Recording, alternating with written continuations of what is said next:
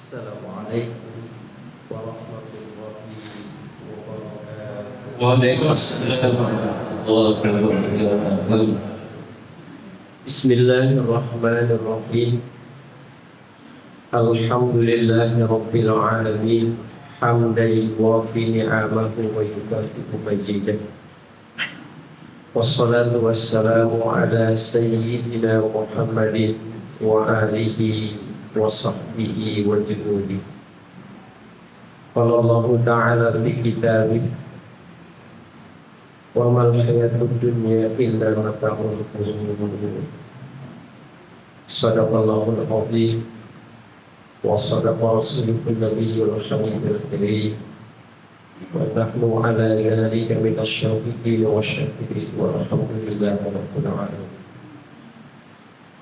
Ya, saya hormati dan saya muliakan Bapak Haji Muhammad Ustaz wa ta'ala biduri hajatihi wa nafa'ahu bihi. Semoga berikan kesehatan, afiat dan keselamatan dan keberkahan. Amin. Keluarga yang setia. Yang saya hormati dan saya muliakan Ketua DKM Masjid Fatihah Akhirnya Makmur Ketua Haji Izzuddin Allah Biduri wa nafa'ahu. Yang saya hormati dan saya muliakan sekjen kita yang selalu berada di pondok sana tapi selalu hadir. Mudah-mudahan juga selalu diberikan kekuatan oleh Allah SWT. Amin. Karena motor organisasi itu ada di sekretaris. Sekretaris lah yang semua merancang kegiatan-kegiatan organisasi. Mudah-mudahan selalu Allah berikan kesehatan. Amin. Sehingga dengan ketua DKM membawa masjid ini menjadi masjid yang bisa menghantar dan jemaah, bukan hanya pada sisi dunia tapi juga dalam konteks yang lain.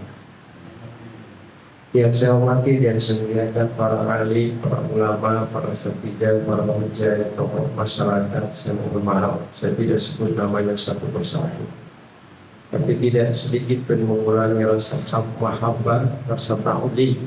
Mudah-mudahan mereka semua diberikan kemuliaan oleh Allah. Amin.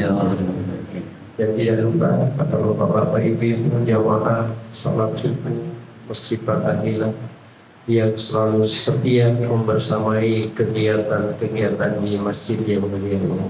Mudah-mudahan ini menjadi bekal kita semua nanti di akhirat. Amin. Bapak Ibu sekalian yang dimuliakan Allah. Allah berfirman, wa mal hayatud dunya illa mata'ul ghurur. Kehidupan dunia yang kita hadapi ini penuh dengan liku-liku. Makanya para ulama menggambarkan dunia yang kita jalani ini, kita ini semua yang menjalani kehidupan dunia ini, itu katanya tak ubahnya seperti seorang penyelam mutiara. Jadi kita ini seperti seorang penyelam mutiara. Penyelam mutiara itu sebelum dia masuk ke dasar lautan, niatnya sudah bulat bahwa dia akan mencari mutiara yang sebanyak-banyaknya untuk dia persembahkan nanti dengan majikan. Sebelum menyelam, si penyelam mutiara itu selalu dibekali oleh tabung oksigen yang ada di punggungnya.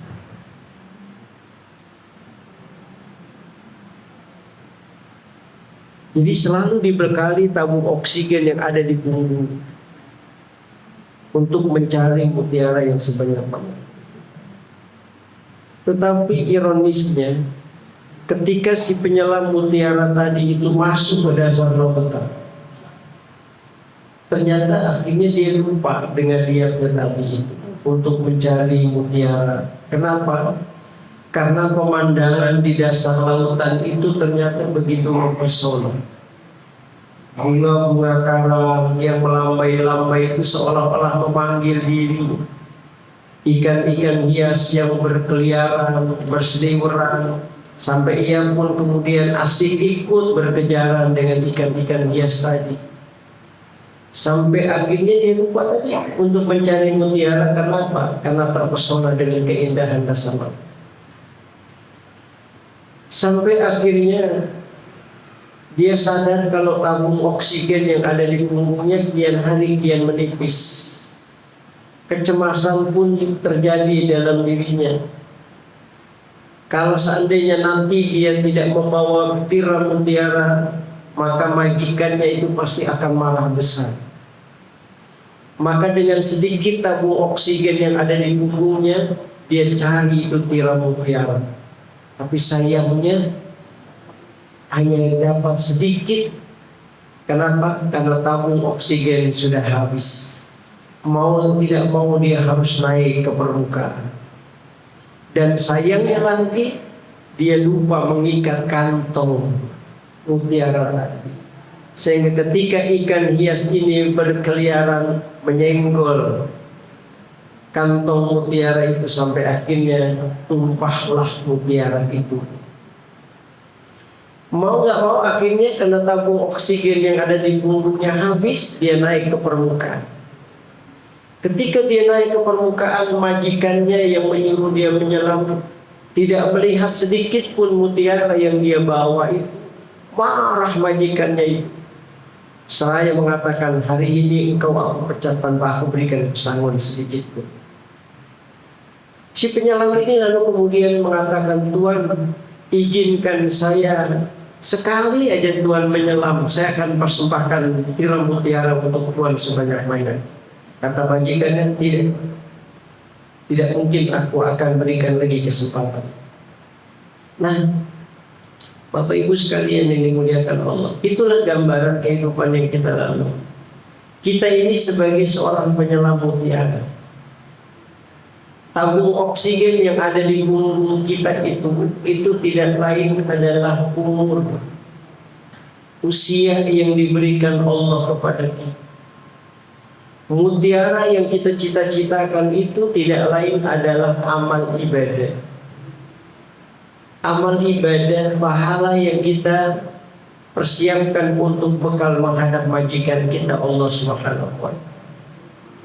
Pemandangan di dasar lautan, bunga-bunga karang yang melambai-lambai, ikan-ikan hias yang berkeliaran, yang ia pun terpesona dengan keindahan itu, itulah gambaran kehidupan dunia yang syarat dengan harta, tahta, wanita, yang sering kali manusia terjebak sehingga kemudian dia lupa.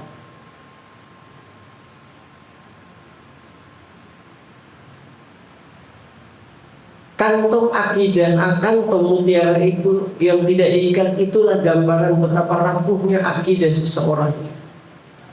Sehingga banyak orang-orang yang berbuat kebaikan hilang nilainya itu karena ria, karena dia tidak mengikat kantong akidahnya.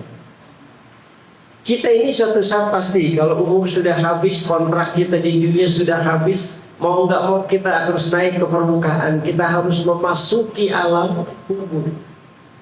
Kita akan mengalami kematian. Kenapa? Karena kontrak kita sudah habis, tabung oksigen sudah habis. Maka ketika kita nanti menghadap Allah, tidak ada sedikit pun persembahan yang kita bawa berupa amal ibadah. Di situ Allah marah besar. Hatta ija ahadahumul maut qala rabbirji'un la'alli a'malu salihan fima tarak. Ketika Allah marah besar itulah kita itu nanti semuanya akan mengatakan, ya Rabb, izinkan saya kembali lagi ke alam dunia.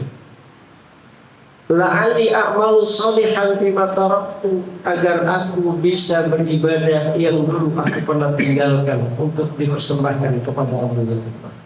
Itulah gambaran kehidupan kita yang tak ubahnya seperti seorang penyelam mutiara. Nah, hadirin sekalian yang dimuliakan Allah, masalahnya sekarang ini bagaimana kita bisa menjadi seorang penyelam mutiara yang terbaik, yang bisa mempersembahkan apa yang kita cita-citakan sebagai fungsi dan tujuan kita diciptakan oleh Allah. Ada sebuah hadis yang menarik untuk kita diskusikan pada pagi ini. Hadis ini begitu masyhur di kalangan ulama-ulama tasawuf karena begitu dalamnya hadis ini. Saya kutip ini di dalam kitab Nasabihul Ibad karangan Syekh Nawawi Al-Bantani, seorang ulama besar di Mekah yang merupakan asal dari Banten, yang banyak menuliskan kitab-kitab yang kemudian menjadikan rujukan ulama-ulama di dunia. Maka satu-satunya ulama di Indonesia yang masuk dalam kamus Munjid itu Syekh Nawawi Al-Bantani. Di dalam kitab Nasabihul Ibad, Rasulullah Shallallahu Alaihi Wasallam memberikan tip buat kita agar ini menjadi bekal kita dalam mengarungi kehidupan untuk kita persembahkan di hadapan Allah Subhanahu wa Ta'ala. Apa pesan Rasulullah Shallallahu Alaihi Wasallam? Rasulullah berpesan, jadilis safinata fa innal bahra amik. Perbaharui perahu karena lautan ini terlalu dalam. Hadis ini bisa dipahami secara majazi, bisa juga dipahami secara hakiki. Yang dimaksud jadi di safinata fa innal bahra amik tidak lain adalah jadidu imananmu, perbaharui imanmu, karena hidup dan kehidupan ini tidak akan pernah lepas dari berbagai macam persoalan. Wa mal hayatud dunya illa mataun. Banyak tipu daya yang akan terjadi dalam kehidupan kita. Maka kata Nabi, perbaharui terus iman. Jadidu imanakum. Karena kehidupan yang kita lalui ini terlalu banyak gelombang kehidupan yang harus kita hadapi. Makin besar kualitas iman kita, makin besar ujian dan cobaan yang diberikan Allah. Dan gak ada satupun di antara kita yang tidak diuji oleh Allah. Tidak ada satupun di antara kita yang tidak pernah diberikan musibah. Pasti itu. Maka di dalam Al-Quran itu surah Al-Ankabut surah ke-29 dalam Quran ayat 2 Allah ngingetin kita. Ahasiban nasu ayyudraku ayyakulu amanna wa hum la yuftanun. Adakah manusia mengira, kata Allah, bahwa mereka dibiarkan begitu saja mengucapkan saya beriman kepada Allah sebelum kami uji. Ini artinya kalau kita sudah ada punya komitmen keimanan di hadapan Allah, sebagaimana kita pernah mengutarakan di dalam Al-Quran surah Al-A'raf, ketika Allah mengatakan alastu bi rabbikum, bukankah aku ini Tuhan kalian? Lalu kemudian kita mengatakan qalu bala syahida, benar ya Allah, kami menyaksikan engkau adalah Tuhan kami. Sebuah komitmen yang kita sudah ucapkan ketika kita berada di alam arwah, alam di mana ruh kita belum terintegrasi dengan jasad kita ini. Di situ kita sudah punya komitmen keimanan di hadapan Allah. Makanya hidup ini tidak lain adalah as-sadiqatu bi tauhidillah. Hidup ini tidak lain harusnya betul-betul berdasarkan ketauhidan, karena itu sesuai dengan janji kita. Maka ketika kita sudah menyatakan diri kita beriman kepada Allah, maka siap-siap kita menghadapi berbagai macam ujian. Jadi nggak ada satupun manusia itu yang nggak diuji oleh Allah. Nggak ada satupun manusia itu yang lepas dari pantauan Allah. Semuanya diuji. Logika sederhana, kalau kita sudah masuk di sebuah perguruan tinggi, maka siap-siap kita akan memasuki semester demi semester sebagai proses ujian yang akan meluluskan kita menjadi sarjana. Jadi nggak ada satupun kita ini nggak diuji. Ahasiban nasu ayyudraku ayyaqulu amanna wa hum la yuftanun. Nggak ada di antara kita yang lepas dari ujian Allah ketika komitmen keimanan itu sudah melekat dalam lubuk hati kita. Dan Allah pertegas, wa nabluukum bisyarri wal khair. Kami uji kalian itu kadang-kadang dengan sesuatu yang tidak enak, kadang-kadang sesuatu yang enak. Itu ujian. Kita ini menghadapi persoalan dalam hidup ini gak selamanya enak. Kadang juga gak enak. Kadang kalau lagi ngaji subuh, kalau ada datang nasi uduk ya enak. Tapi kadang-kadang kan enggak juga, ya. Tergantung bagaimana sekretaris sekjen dengan ketua sama Pak Jamin. Hingga telepon tukang nasi uduk datang. Nah, itu yang namanya ujian berupa kenikmatan. Jadi wa nabluukum bisyarri wal khair, kata Allah. Kami pasti akan uji kalian dengan sesuatu yang enak, kadang-kadang tidak enak. Tapi yakin itu semua kebaikan yang Allah berikan buat kita. Makanya di dalam hadis qudsi itu Allah bilang, "Idza ahabballahu 'abdan ibtala'a liyasma' tadarru'ah." Kalau Allah udah senang dengan hambanya, kalau Allah udah cinta kepada hambanya, ibtala'a, dikasih terus ujian oleh Allah. Supaya apa? Liyasma' tadarru'ah, agar intensitas hubungannya dia dengan Allah makin meningkat. Sebab begini, manusia itu dalam perspektif tasawuf itu kan ada semacam fitrah religius di dalam dirinya. Ada sebuah kerinduan kita ini sama Allah. Karena memang kita ini manifestasi dari sebuah kerinduan. Jadi ketika Allah mau menciptakan, ketika Allah dalam kesendirian gitu, kemudian Allah mengatakan, aku ini ibarat mutiara yang terpendam, aku rindu ingin dikenal, maka aku ciptakanlah makhluk. Jadi kita ini sebagai manifestasi dari sebuah kerinduan Allah. Jadi kalau dalam bahasa tasawuf itu bahasa manifestasi, tidak ada cipta.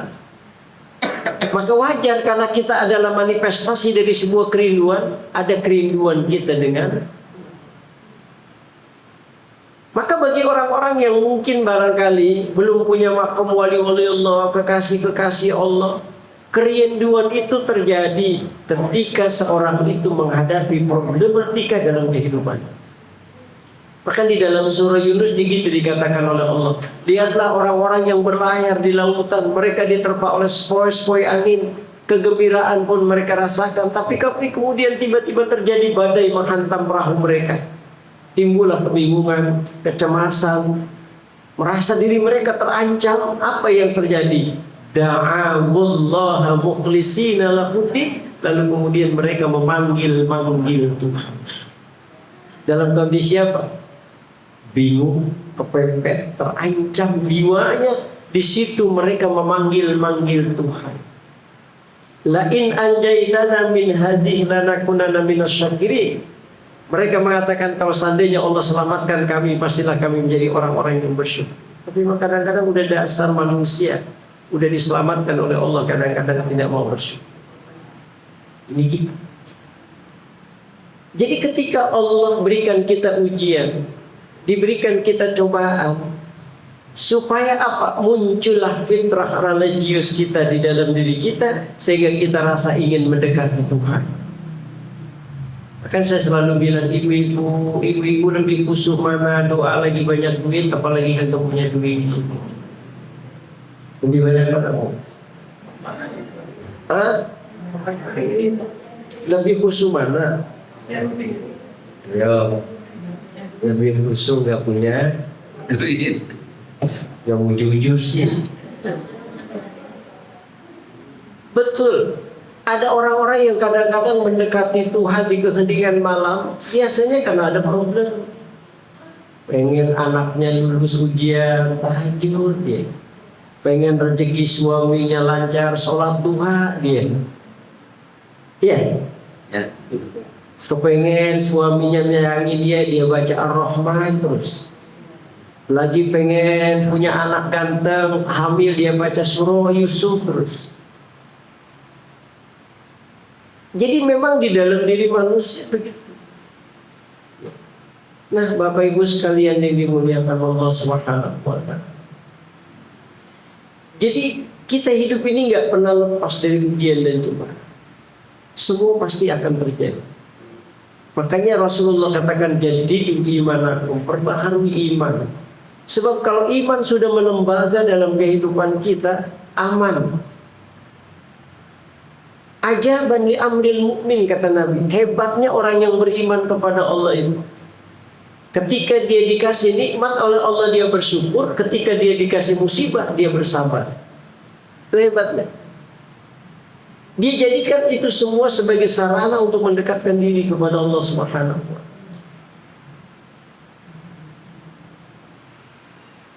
Di dalam kitab Kasyifatus Saja, termasuk Syekh Nawawi juga ini pengarangnya, yang merupakan sarah daripada kitab Safinatun Najah.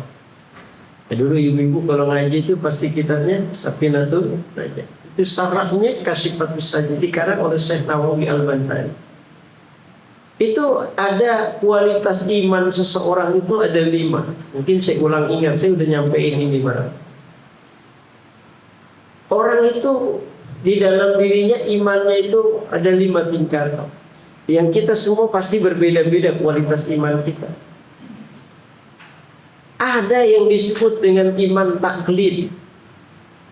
Ada orang yang beriman kepada Allah itu karena ikut-ikutan. Namanya juga taklid. Kalau dalam perspektif hukum fikih itu taklid itu mengikuti satu mazhab yang dia tidak mengerti tentang mazhab itu. Maka kita bertaklid kepada Imam Syafi'i karena memang ketidakpahaman kita. Jadi ada orang yang beriman kepada Allah dasarnya karena ikut-ikutan. Bapaknya beriman kepada Allah, dia beriman kepada Allah. Yang dia sendiri nggak ngerti hakikat dari iman yang ada di dalam dirinya. Inilah model-model orang yang pertama kali mengenal Allah yang tidak betul-betul mengerti hakikat itu. Ya pokoknya percaya aja ya, bapak saya percaya kok, ibu saya percaya. Sama ada orang yang sholat karena bapaknya sholat, yang dia nggak ngerti sedikit pun hakikat sholat. Kenapa Allah nyuruh dia takbir? Kenapa nyuruh Allah iftitah? Kenapa nyuruh dia baca Fatihah? Kenapa ruku? Kenapa sujud? Dia nggak ngerti. Pokoknya saya ruku, saya sujud seperti bapak saya melaksanakan itu. Itu taklid. Maka orang yang kayak begini, kata para ulama, termasuk bagian dari sebuah kemaksiatan kita di hadapan Allah. Kenapa dikatakan maksiat? Karena kita meninggalkan belajar. Cuma ngikut aja tapi nggak pernah mau memperbaiki diri. Makanya kita ini alhamdulillah tidak masuk dalam kategori iman taklid. Kenapa? Hadirnya kita di majelis ilmu sudah menjadi bukti ada keinginan kita untuk memperbaiki keyakinan kita. Nah, Bapak Ibu sekalian, kita diuji oleh Allah. Sampai akhirnya masuklah iman kita itu pada iman yang disebut dengan iman ilim. Sebuah keyakinan yang terpancar di dalam diri kita, orang yang beriman kepada Allah, landasannya karena ilmu. Kita belajar tentang Allah, tahu kita kemudian tentang Allah. Dulu kita masih kecil diajarin sifat-sifat 20. Ada kitab kita belajar dulu, kitab ya misalnya kitab Nurul Zolam atau kitab-kitab yang berkaitan dengan tauhid. Dulu ada kitab ya, kitab misalnya kitab Nurul Zolam. Kita diajarin itu sifat 20. Iya Bu ya. Wujud kidamra khalafatul lil hawadisi qiyamuhu ta'ala binafsihi wahdaniyah qudrat iradat ilmu hayat sama basar kalam qadiran muridan aliman hayyan sami'an basiran mutakaliman. Nanti dibagi, ada sifat nafsiyah, ada sifat salbiyah, ada sifat ma'ani, ada sifat makna. Di situ kita tahu tentang Allah. Makin kuatlah keimanan kita di hadapan Allah karena kita belajar tentang hakikat. Nah ini kemudian mempengaruhi ibadah kita di hadapan Allah. Kalau kita ibadah, kemudian kita tahu yang disembah, makin khusyuk kita.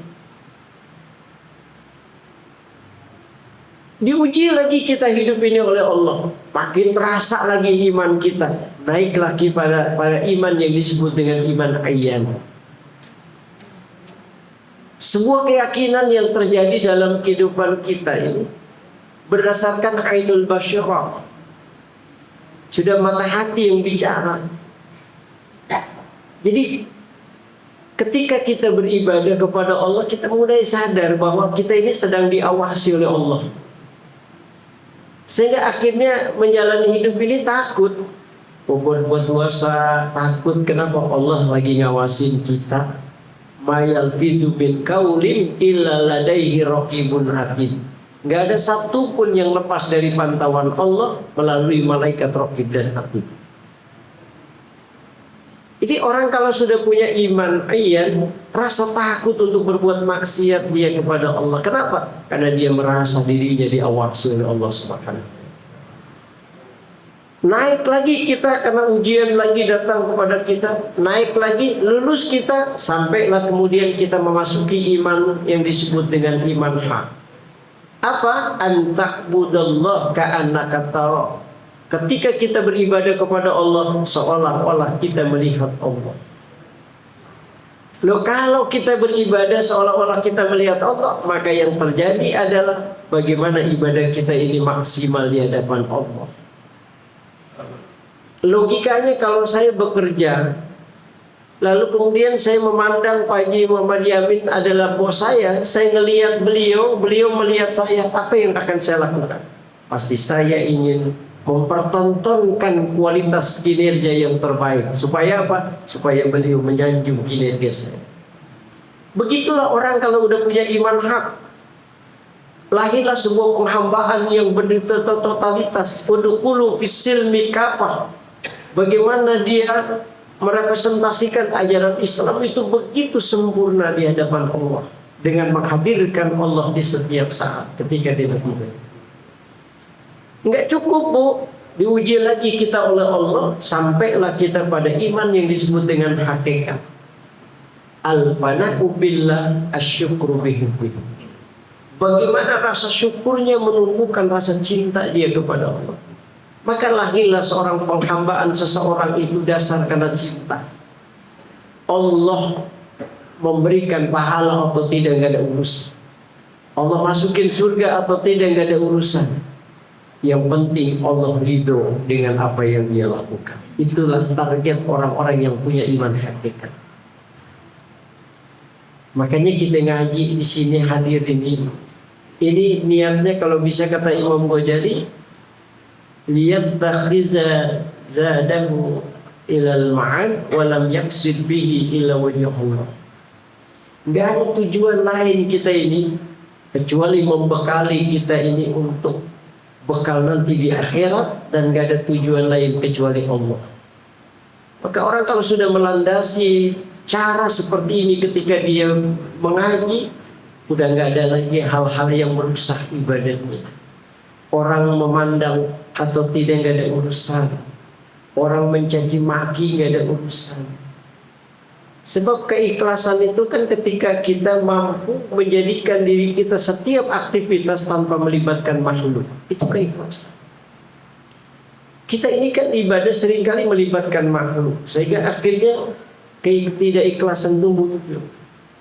Loh, Bu Yamin tuh kalau ngaji di depan, iya Ustadz, supaya orang tahu kalau saya ini rajin ngaji.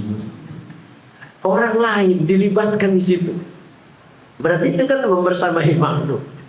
Ya, loh, kok ibu kalau ngaji di belakang Bu? Nggak enak Ustadz kalau dilihat orang. Melibatkan makhluk gak? Melibatkan makhluk. Maka selama kita masih melibatkan makhluk dalam penghambaan diri kita di hadapan Allah, ketidakikhlasan akan muncul. Tapi kalau kita orientasinya hanya Allah, selesai udah. Maka saya selalu bilang ibu-ibu ini kalau orientasinya masih kepada makhluk, siap-siap ibu menghadapi kekecewaan. Contoh, Pak Yamin ulang tahun, Pasti dong seorang istri akan memberikan apresiasi yang luar biasa. Surprise. Bapak nih pulang dari mana sama Pak Haji Tony? Pasti bapak ntar pulang jam sore.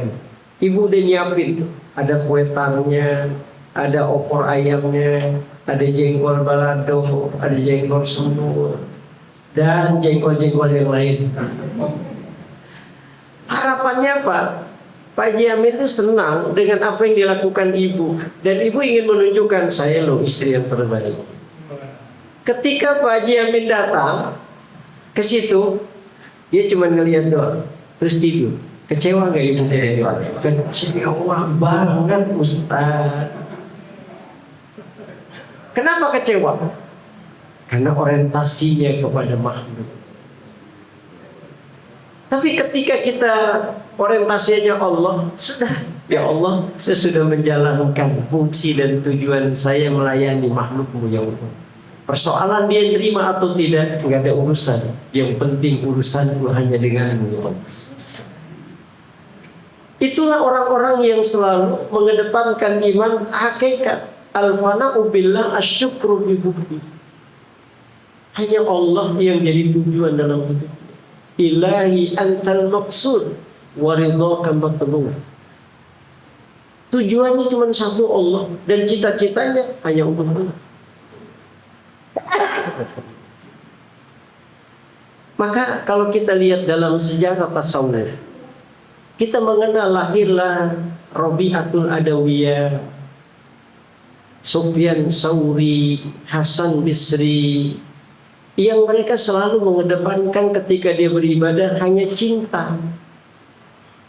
Makanya orang kalau sudah mengedepankan ibadah cinta, selesai udah. Kan Robiah gitu.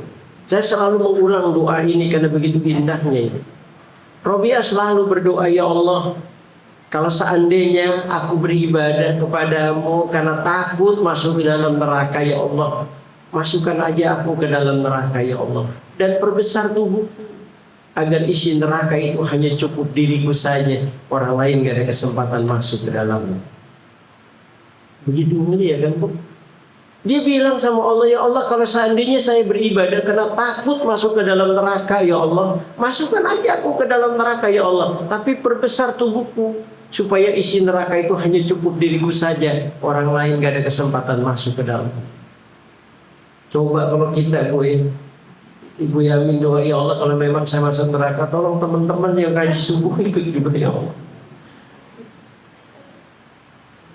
Itulah al-fana'u billah syukru bihu. Tapi kalau seandainya aku beribadah kepadamu, menginginkan surgamu ya Allah, berikan kesempatan hambamu yang lain untuk memasukinya, karena bagiku kau sudah cukup. Makanya Rabi'ah itu kalau dia berdakwah, ibu bapak sekalian, beliau itu selalu membawa obor dan lalu membawa air, ember berisi air. Itu kalau ditanya, Rabi'ah, apa yang kau lakukan dengan itu semua? Dengan bahasa diplomatis, Rabi'ah mengatakan, kalau seandainya malam ini aku menemukan neraka, aku akan siram itu neraka supaya padam. Sebab berapa banyak orang yang beribadah karena takut dijebloskan ke dalam neraka. Tapi kalau seandainya malam ini aku menemukan surga, aku akan bakar itu surga. Sebab apa? Sebab berapa banyak orang yang beribadah kepada Allah menginginkan surganya Allah, bukan karena keridhaan Allah. Itulah yang disebut dengan ibadah iman yang paling sempurna di hadapan Allah. Ketika orientasi kita beribadah, hanya Allah yang menjadi tumpuan dan tujuan. Jadi begitu Allah kalau ngasih ujian kita itu supaya apa? Supaya meningkat. Maka di dalam Al-Quran, musibah itu bisa dikategorikan 3. Ada musibah itu berupa ujian, ada musibah itu berupa teguran, ada musibah itu berupa azab. Tergantung bagaimana kita menyikapinya. Kalau musibah bermakna ujian, itu hanya diberikan kepada orang-orang yang selalu istiqomah dalam penghambaan dia di hadapan Allah. Hubungan dia dengan Allah baik, dengan sesama juga baik. Kalau dia dapat musibah, itu ujian supaya Allah meningkatkan kualitas imannya supaya makin lama makin baik.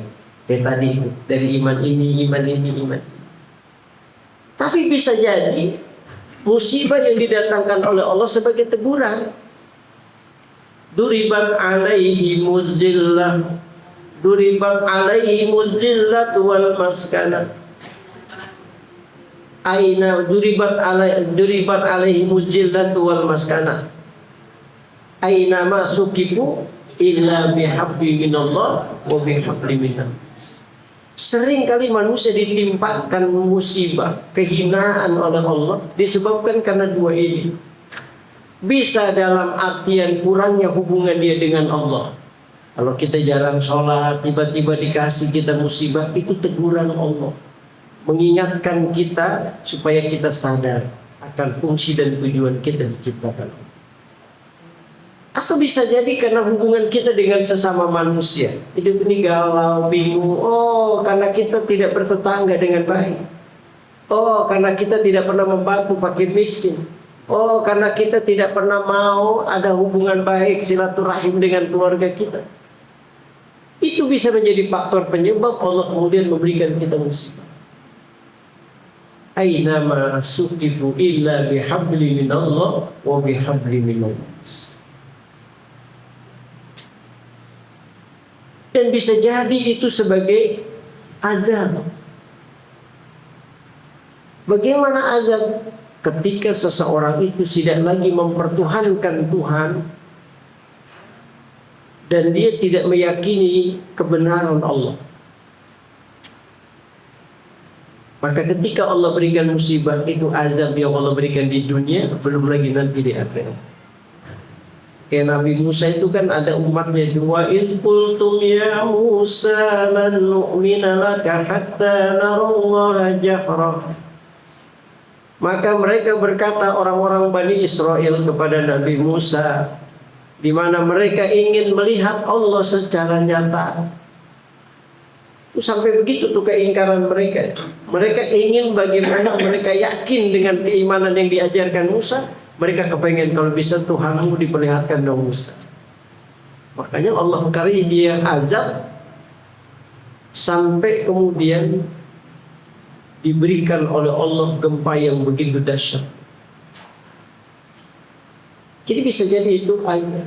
Tapi itu hanya berlaku bagi orang-orang yang ingkar kepada Allah, yang tidak beriman kepada Allah. Jadi kalau kita ini dua saja. Kalau tidak ujian, ya musibah itu jadi teguran. Itu Bapak Ibu sekalian.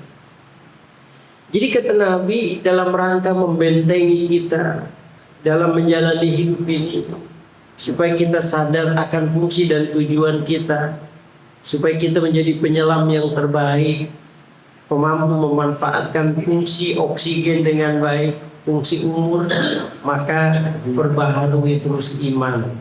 Supaya apa? Sebab dengan iman yang sudah melembaga, hubungan kita akan makin indah di hadapan. Baru setelah itu kata Nabi, wa khuzizada kamilan fa inna safara ba'id. Ambil bekal yang sempurna karena perjalanan ini masih panjang.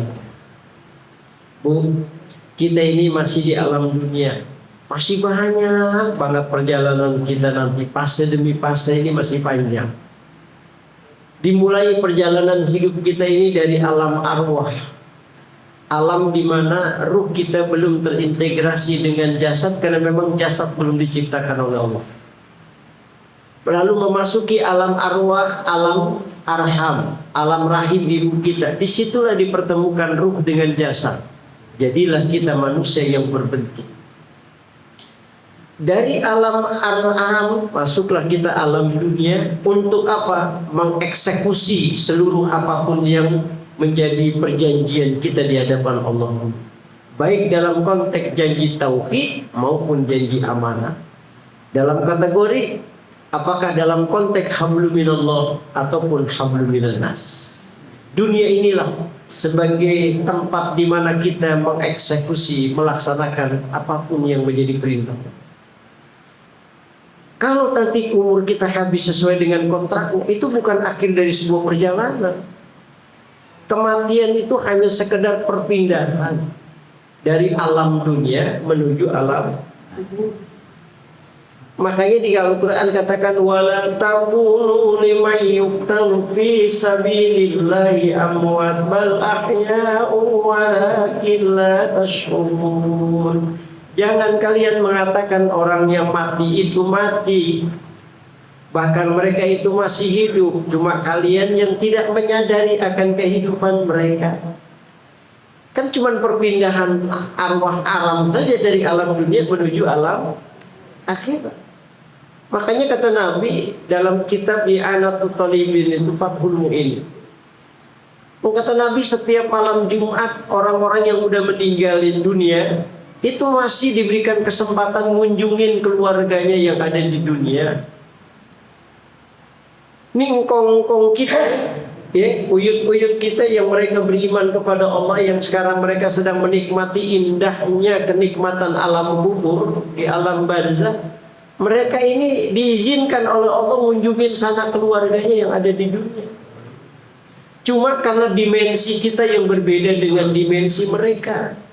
Mereka dimensinya imateri, kita masih materi. Mereka sudah lebih tinggi, dia punya derajat. Makanya mereka melihat kita nggak bisa ngelihat dia. Itu orang-orang yang udah meninggal dunia, dia ngelihat kita tuh. Apa yang mereka katakan tuh waktu mengunjungin keluarga, dia lihat, dia bilang apa? Aina auladi, mana anak-anakku, mana istriku, mana suamiku, mana orang-orang yang dulu aku pernah berbuat baik kepada mereka. Tidak ada kebahagiaan orang yang udah meninggal kecuali melihat keluarganya bahagia. Makanya dulu ngkong-ngkong kita tuh kadang-kadang ngelarang kita tuh kalau malam Jumat tau lu jangan kemana-mana. Ya, kan juga gitu Bu ya, malam Jumat jangan kemana-mana, itu baca Yasin, lu zikir, lu baca kahfi. Ya mereka sih nggak bilang bahwa ngkong kita mau kesini. Kita dianjurkan baca Yasin supaya apa? Arwah-arwah senang melihat keadaan kita di dunia. Nah Bapak Ibu sekalian yang dimuliakan, jadi dunia ini tempat kita mengeksekusi semua perintah-perintah. Ketika kita memasuki alam kubur selesai. Lalu kemudian selesai? Enggak juga. Perjalanan berikutnya kita di alam barzah, alam akhirat, alam hisab, alam mahsyar, alam mizan, sampai kepada alam sirat, surga dan neraka akan bagaimana kita nanti. Makanya di dunia ini memang saatnya kita, kata Nabi, ad-dunya mazra'atul akhirah. Dunia ini tempat sawah ladang. Ibarat tanah ini, dunia kayak tanah yang subur, yang kalau nggak dimanfaatin nanam tanaman rugi kita. Kalau enggak kita banyak amal ibadah di dunia, rugi kita nanti di akhirat. Makanya kata Syekh Abu Bakar, man dakhalal qabra bila zadin faka'annama safaral bahra bila safina. Siapa orang yang memasuki alam kubur nggak ada bekal apa-apa, seperti dia mengarungi lautan yang begitu dahsyat tanpa perahu. Nyampe nggak kira-kira? Akhirnya terhempas dengan gelombang yang begitu dahsyat. Begitulah kita. Jadi alam barzah, alam akhirat, alam mahsyar, alam jadi Allah berapa fase. Makanya Sayyidina Utsman bin Affan tuh nangis kalau udah ngelihat makam. Itu kalau dia lewat di depan makam dia nangis terseduh-seduh. Makanya ada kelihatan matanya itu kadang-kadang bergarak gitu. Karena terlalu banyak nangis. Ibu kira-kira kalau ngelihat makam nangis nggak? Takut. Bu, ketika ditanya, Utsman, kenapa Anda itu kalau melihat makam nangis, tapi ketika bicara surga neraka Anda tidak menangis? Kenapa? Ada apa? Kata Sayyidina Utsman, bagaimana aku tidak menangis? Alam kubur itu terminal awal dari sebuah perjalanan kita menuju Allah. Loh, kalau terminal aja kita nggak selamat yang pertama, maka terminal kedua, ketiga kita pun nggak akan selamat. Kalau di alam kubur aja kita udah disiksa, maka di alam barzah kita disiksa, di alam mahsyar kita disiksa, di alam mizan kita disiksa, di alam sirat kita disiksa. Berbagai macam siksaan-siksaan akan selalu menghampiri kita. Dunia ini yang menjadi penentu. Wa tazawwadu fa inna khairaz zadi taqwa. Berbekalah kalian karena takwa itulah sebaik-baik bekal. Maka dekati Tuhan dengan baik, sempurnakan ibadah kita. Soal ikhlas atau tidak, ibu-ibu nggak usah ngurusin. Ya, ini karena kita ngurusin ikhlas nggak ya, ibadah kita aja belum benar. Perbaiki dulu ibadah kita. Ya, sholat kita udah bener Pak nih bacaannya, udah bener nggak rukunya, udah bener nggak doa kita, udah bener nggak maknanya kita renungkan. Nggak usah bilang saya ikhlas pakai gaya, nggak usah. Dengan sendirinya kalau kita sudah betul-betul menghambakan kepada Allah dengan secara totalitas, insya Allah Allah pun akan ridho. Disitulah sebuah keikhlasan. Makanya nggak usah ngomongin saya masuk surga apa enggak ya, nggak usah, itu ranahnya Allah. Jangan pernah kita memasuki ranah yang bukan ranah kita. Makanya di dalam kitab Al-Hikam Sayyid Ibnu Athaillah, arih nafsaka anit tadbir. Jangan pernah kita mereka-reka rencana hidup kita, karena itu ranahnya Allah. Allah sudah lebih indah merencanakan hidup kita. Makanya nggak boleh hukumnya itu.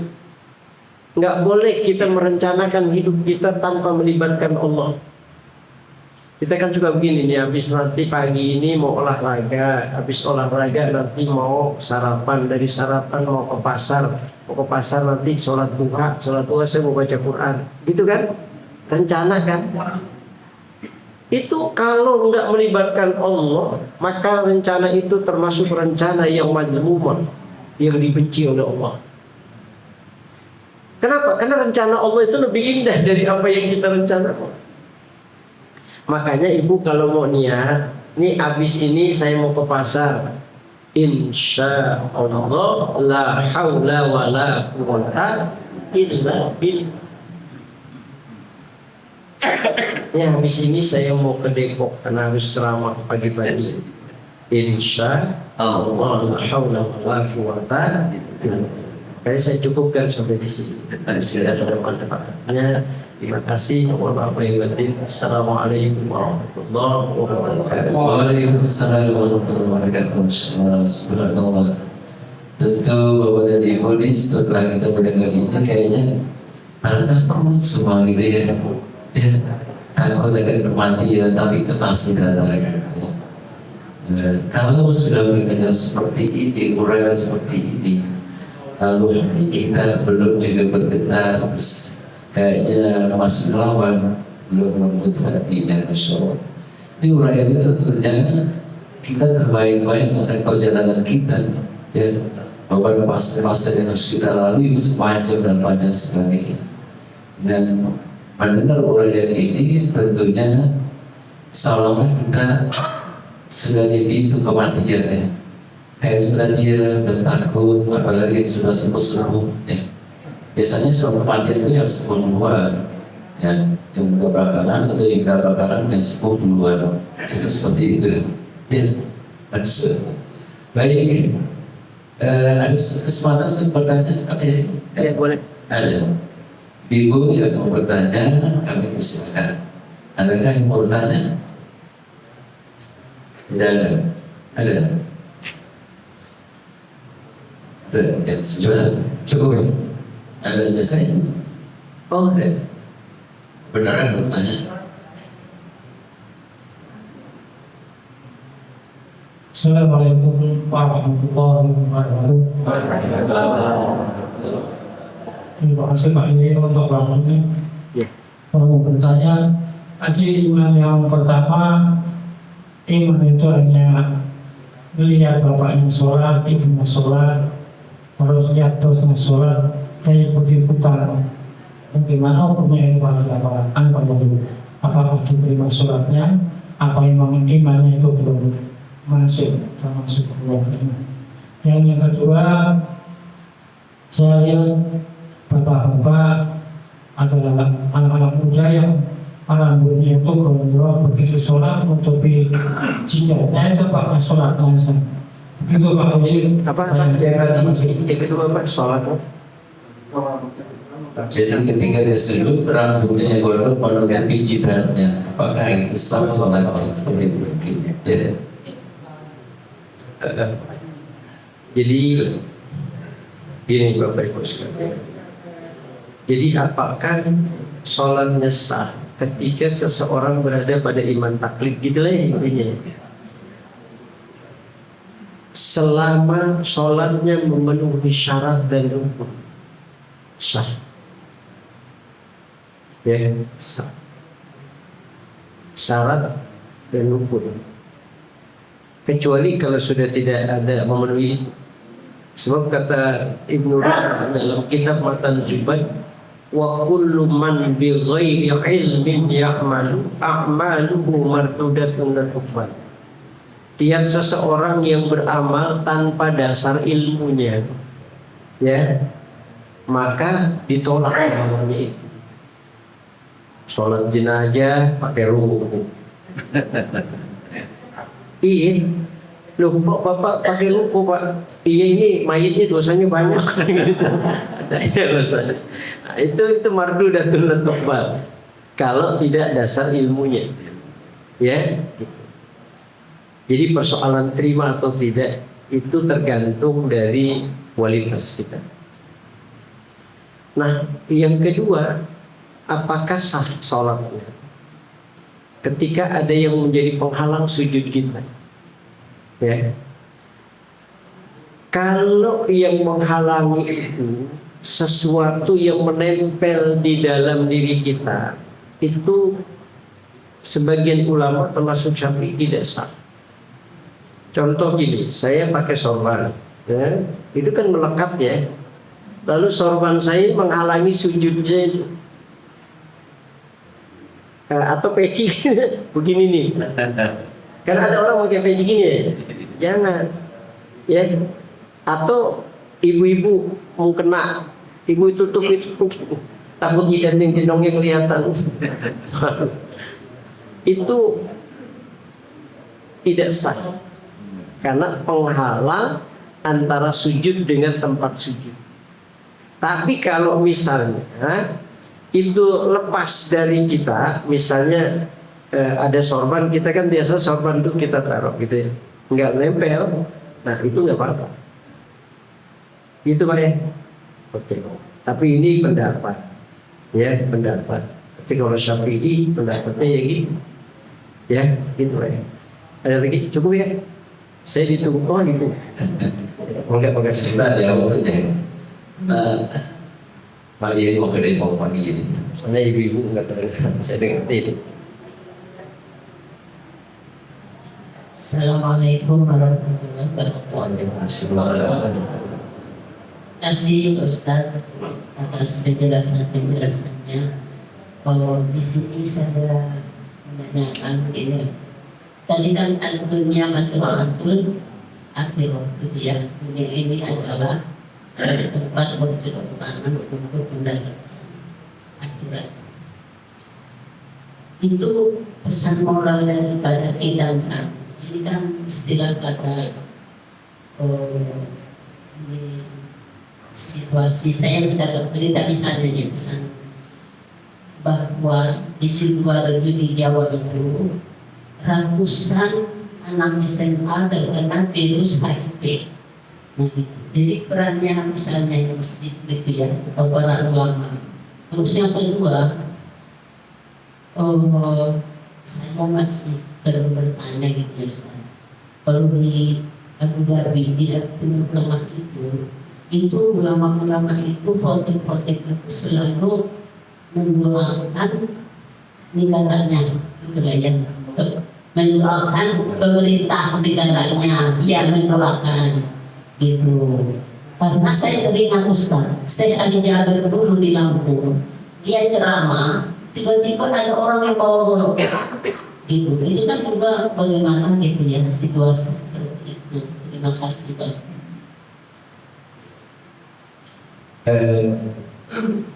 Tadi yang apa?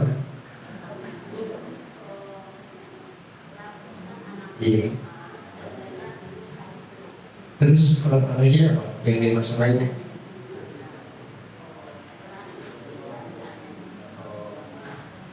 Iya. Iya. Iya, Ibu ya. Ya, orang banyak kita temukan ayat-ayat.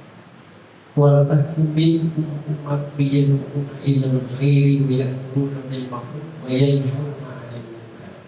Jadilah kalian orang-orang yang selalu mengajar. Jadi kata dakwah itu bukan harus identik dengan ustaz. Semua kita ibu sebagai dai di tengah keluarga, bagaimana mencetak generasi-generasi yang baik. Semua faktor kenapa terjadi degradasi semua dalam kehidupan anak-anak muda itu ketiga. Pertama, ruang lingkup sekolah. Yang kedua, lingkungan tempat dia bermain. Yang ketiga adalah keluarga. Dan antara lingkungan sekolah, tempat dia bermain, keluarga itu sangat penting. Disitulah tugas ibu sebagai dai di tengah-tengah keluarga. Menurut ungkapan paling baik biadi. Kalau ibu melihat ada sebuah bentuk kemungkaran yang dilakukan oleh anak-anak kita, berubah, mungkin kita masih di dunia. Failnya nanti kalau memang takut, ya sudah dengan bisa kita. Kalau memang takut juga, berubah. Jangan didiamin. Jadi kalau kita melihat ada kenakalan di antara anak-anak kita, kemudian kita diam, itu sebenarnya kita sedang membuat lubang kehancuran buat kita semua. Nabi itu dia menggambarkan, pakai bapak-bapak kesini lebih suka kayak gitu. Sama ya, ini playboy. Makanya ibu itu terus kayak pada mengalahkan wanita-wanita yang dulu.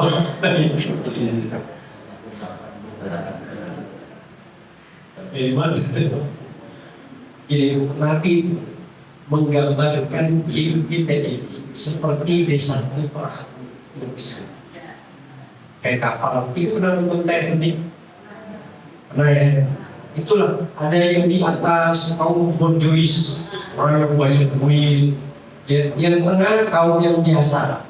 Yang ketiga ini kaum proletar. Kaum yang dia bisa naik karena dia ada kebaikan orang. Nah, tiga kasta ini yang disatukan orang besar.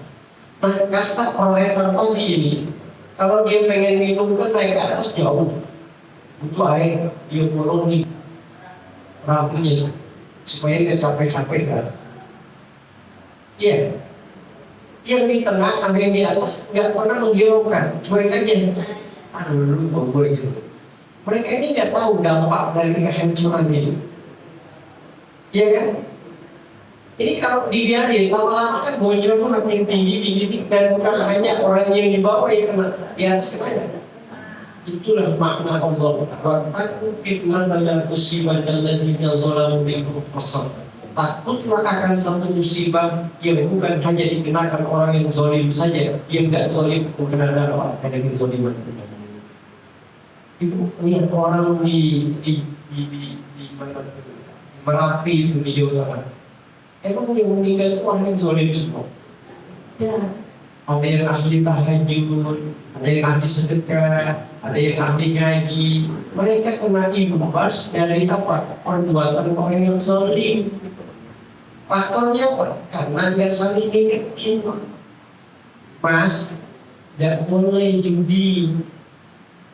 Kenapa dampaknya? Nanti menyeluruh. Bukan hanya masalah ini dengan kita bagaimana?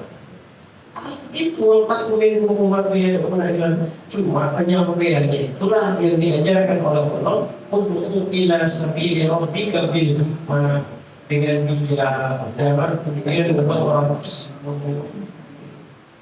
walau izal hasanah dengan nasihat yang baik.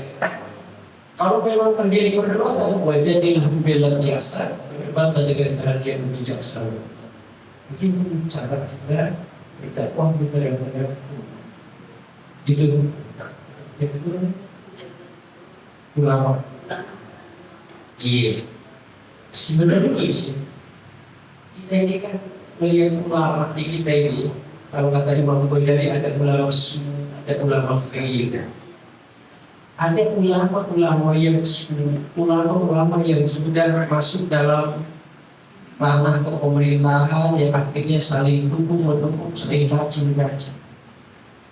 Jadi kalau ada ulama yang menjelekkan satu sama lain, itu ada Imam Ghazali keras. Ada ulama yang memprovokasi orang untuk berbuat negatif itu. Kalau ulama yang khair, mereka itu tidak akan terlibat dalam dunia ini. Semua mereka ada mati. Saya masih ingat dulu Profesor Ali Rafi. Beliau betul menjadi orang politik, beliau cuma diam. Baru setelah itu baru bilang, kita doakan mereka supaya diberikan hidayah. Kemudian ada ulama-ulama yang mencaci maki. Ini korban-korban kok. Mohon maaf, saya sedih sebenarnya, saya pribadi sedih. Saya tidak pernah membunuh korban. Saya sedih, padahal dia kita mencaci maki ini tanpa kita sendiri tahu persis kejahatan yang pada dia lakukan. Cuma karena informasi kita jelekin misalnya apa, begini. Cuma dengar dari apa? Kita jelekin menteri gini. Kita cuma dengar dari apa? Saya ini salah satu pegawai di Mabes Polri. Berita-berita yang disampaikan di internet di luar yang seluruh. Kita tidak pernah mengfilterkan. Kita dapat WA begini dikirim lagi dengan bangga. Ibu tahu kita sudah melakukan kejahatan secara masif. Itu yang kita tidak tahu nanti di akhirat gara-gara itu kita masuk surga.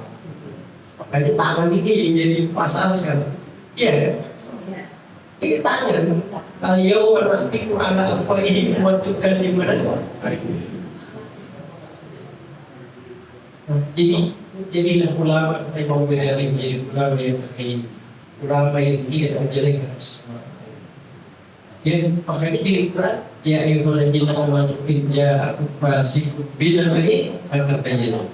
Atau Allah, hai orang-orang beriman, kalau dapat berita ya yang belum jelas, apalagi yang datangnya dari orang yang fasik, ya orang yang kelihatannya kerjaannya cuma bikin rusuh di fasik, terus orang bilang fatabayyanu. Jangan sampai kita melakukan dosa secara masif bersama-sama berdua. Dan Rasulullah sudah menunjukkan ulama Rasul. Mungkin para nabi itu janji ulama yang baik adalah ulama yang selalu menghantarkan umat pada ketentraman, ketenangan, dan sebagainya. Jadi ciri ini kita bisa lihat ada ulama khair, ada ulama yang berjalan caci maki, kadang belum tahu berita ini benar atau tidak, hanya sekedar informasi dari rivalitas. Mohon hidup ini sekarang kan tadi ad-dunya lahwun wa la'ib wa mal hayatud dunya illa mata'un. Tetapi itu dari makanya supaya kita lepas dari kejahatan secara masif.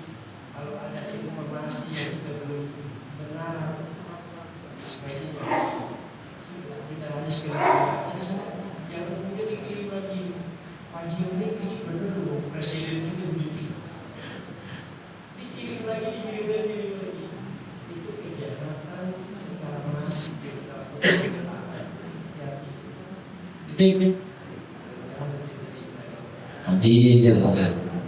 Baik, pada Ibu untuk Allah Subhanahu wa taala kita bersyukur. Pagi ini kita mendapatkan ilmu yang sangat lengkap dan pertanyaan yang dijawab dengan sangat tepat. Kita bersyukur masih terus kita bisa menimba ilmu melalui majelis taklim Masjid Pantangilan yang kami selenggarakan setiap Sabtu subuh dari Sabtu pertama hingga Sabtu berikut acara berikutnya.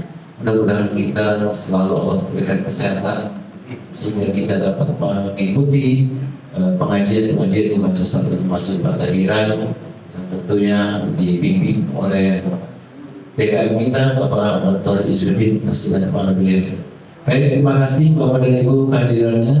Mudah-mudahan kita semua dalam kehidupan kita hari ini lebih baik daripada kemarin. Dan kita gapai terus ilmu untuk mencapai akhir daripada kehidupan kita. Mudah-mudahan nafas kehidupan kita, ya kehidupan kita adalah menjadi hamba Allah yang husnul khatimah. Baik, mari kita tutup dengan doa. Kami persilakan Kiai untuk doa, mudah-mudahan kehidupan kita dari doa ini bertambah berkah. Silakan Pak Kiai. Iya, Bapak Ibu sekalian, mari sama-sama kita berdoa. Mudah-mudahan kehadiran kita di tempat yang mulia ini menjadi sebab Allah berikan kita kemuliaan. Dan mudah-mudahan kita diberikan kesehatan, keamanan, dan keselamatan dan keberkahan. Hidup berada dalam ridho dan kasih sayang Allah Subhanahu wa taala. Astagfirullahaladzim, astagfirullahaladzim, astagfirullahaladzim. Bismillahirrahmanirrahim. Alhamdulillahirabbil alamin. Hamdan yuwafi ni'amahu wa yukafi majidah. Ya Rabbana lakal hamdu kama yanbaghi li jalali wajhika wa karim 'azimi sultanik. Allahumma shalli ala sayyidina Muhammadin wa ala ali sayyidina Muhammad. Allahumma ij'al jam'ana hadzal jam'an marhuma wa tafarraqana min ba'dihi tafarraqan rasul. Allahumma zidna ilman nafi'an warzuqna fahman wasi'an. Ya Rabbi bil Mustafa balligh maqasidana waghfir lana ma madha ya wasi'al karam. Allahumma ahyina bil iman wa amitna bil iman wanshurna bil iman wa adkhilna al jannata ma'al muttaqin. Rabbana taqabbal minna innaka antas samiul du'a innaka antat tawwabur rahim. Rabbana atina fid dunya hasanah wa fil akhirati hasanah wa qina adzabannar. Walhamdulillahirabbil alamin. Wa maaf lahir batin. Assalamualaikum warahmatullahi wabarakatuh. Waalaikumsalam warahmatullahi wabarakatuh. Mari kita tutup dengan